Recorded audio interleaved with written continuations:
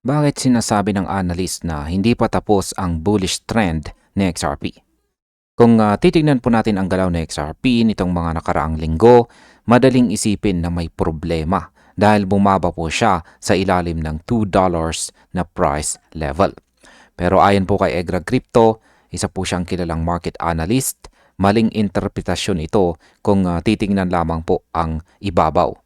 Ang kasalukuyang kahinaan ng presyo ay bahagi lamang ng normal consolidation matapos po ang isang malakas na rally.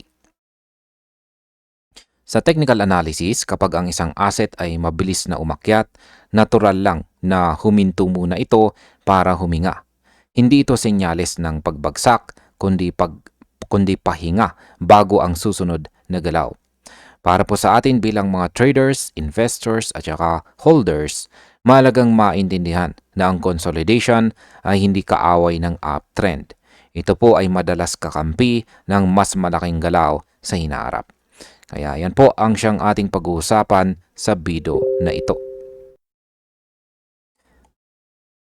At ayan, ano po ba ang konteksto ng pagbaba ng XRP at ng buong crypto market?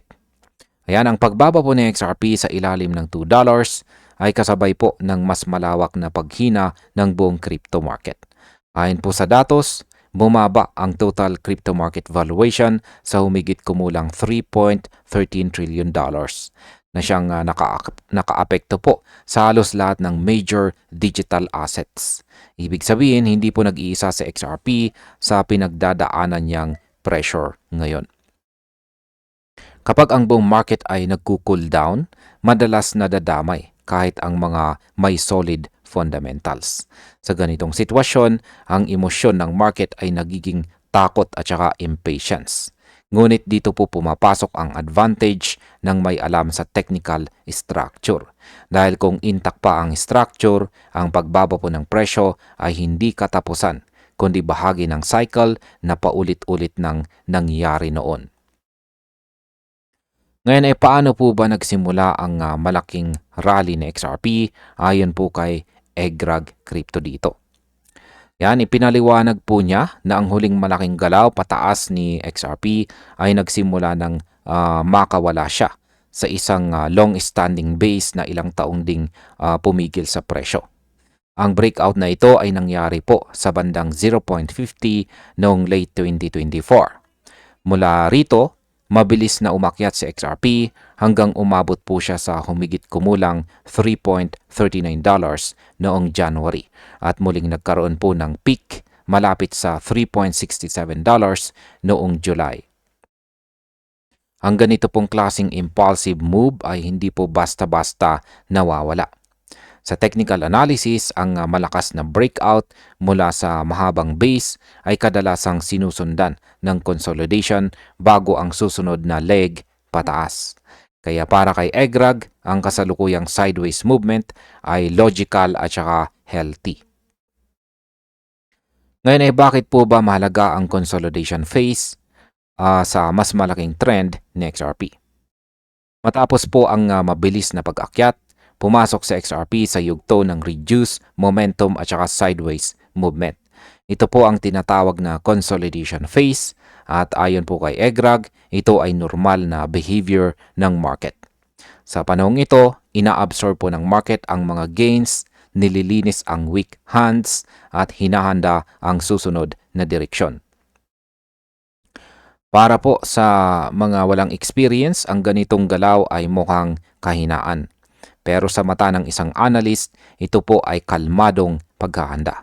Kapag ang consolidation ay nangyayari sa itaas ng mga critical support levels, mas tumitibay po ang kaso para sa continuation ng uptrend. Kaya mahalagang huwag pong ipagkamali ang katahimikan bilang katapusan ng trend. Ano naman po ang papel ng mga moving averages sa bullish case ni XRP? Ayan, balikan po natin muli ang kanyang chart. Isa po sa pinakamalagang punto ng analysis dito ni Egrag ay ang position ni XRP sa mga exponential moving averages. Sa ngayon ay nananatili po sa XRP sa itaas ng 21-month EMA na nasa bandang $1.90. Ang indicator na ito ay madalas ginagamit para sukatin ang long-term trend. Hanggat nasa itaas siya nito, nananatiling buhay ang bullish structure. Totoo na bumaba po sa XRP sa ilalim ng 9-month EMA sa paligid po ng $2.29 na nagpapakita ng short-term weakness. Ngunit ayon po kay EGRAG, normal lang ito sa consolidation phases. Hindi agad nito binabasag ang mas malaking trend maliban na lang kung may mas malalim po na breakdown. Ngayon ay kailan naman po masasabi na tunay na nasa panganib ang bullish outlook ni XRP? Mahalaga pong malaman, hindi lang kung kailan bullish, kundi kung kailan mali ang analysis. Ayon po kay EGRAG, ang bullish outlook ay seryosong mahamon lamang kung si XRP ay magtala ng sustained monthly closes sa ilalim ng $1.80 hanggang $1.60 na range. Ang salitang sustained ay critical po dito. Hindi po sapat ang isang mabilis na wick pababa. Kailangan itong mangyari sa monthly time frame para masabing nasira ang structure. Sa kasalukuyan, malayo pa si XRP sa ganitong senaryo. Kaya para po sa long-term holders, ang kasalukuyang galaw ay hindi po bago. Naranasan na ito sa mga nakaraang cycle bago po muling nagpatuloy ang pag-akyat. Ngayon ay ano naman po ang inaasahang galaw ni XRP sa susunod na 3 to 6 months?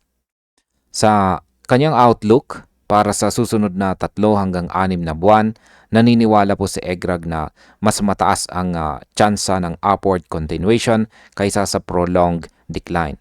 Ang assumption po dito ay mananatili si XRP sa itaas ng 21-month EMA at unti-unting magre-rebuild ng momentum. Kapag nangyari po ito, posible ang isang bagong impulsive move pataas. Batay po sa kanyang chart analysis, may potential po sa XRP na to market ng bagong all-time high. Isa po sa mga binabanggit na level ay ang bandang $9.50. Kahit na inaasahan po ang matinding volatility sa daan. Mula sa kasalukuyang presyo, ito po ay napakalaking percentage. Ayan. At bilang panghuli ay ano naman po ang aking masasabi tungkol dito? Ang mensahe po ng analysis na ito ay napakalinaw. Patience over panic. Bilang isang crypto enthusiast, nakikita ko na ang kasalukuyang structure ng XRP rito ay hindi po sumisigaw ng danger, kundi ng paghihintay. Ang market ay dumadaan lamang sa natural na cycle ng paghinga matapos po ang matinding galaw. Para po sa atin bilang mga traders, may short-term volatility na kailangan po nating i-manage. Para naman po sa mga investors at saka hodlers, mas malagang bantayan po natin ang higher time frame structure. Hanggat hawak po na XRP ang critical levels, ang bullish narrative ay buhay. Hindi po ito garantiyang kikita agad. Ngunit ito ay setup na pabor sa mga marunong maghintay at umintindi ng market mechanics. At ayan, hanggang dito na lamang po tayo sa video na ito mga ka-crypto. Maraming salamat sa panonood.